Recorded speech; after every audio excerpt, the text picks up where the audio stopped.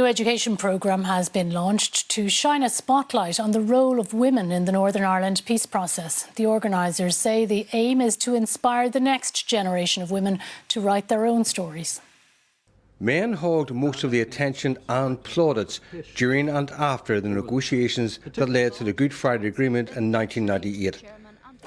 I feel the hand of history upon our shoulder.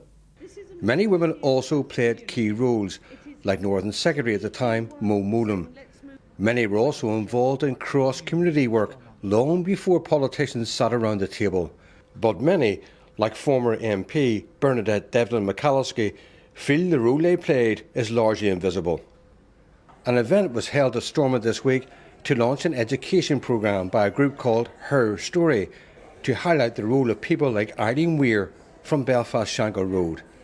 As a 16-year-old, she joined a loyalist paramilitary group, the UDA, but later spent decades working closely with women on the Nationalist Falls Road.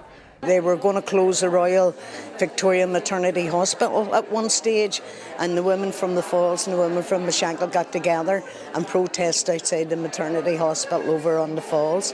So we were building those relationships up.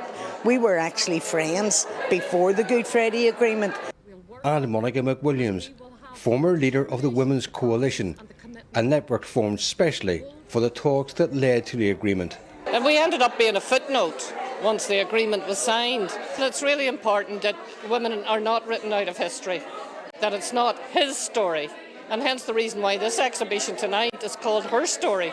As an Irish government minister during the negotiations, Liz O'Donnell saw their impact firsthand. They made a huge difference because they brought a different perspective rather than just the tribal political perspectives of the traditional parties. The United Nations uses the role of women in Northern Ireland's peace process as a case study for other conflicts. Those behind Herstory hope that role will now get greater attention closer to home. Vincent Kearney, RT News, Belfast.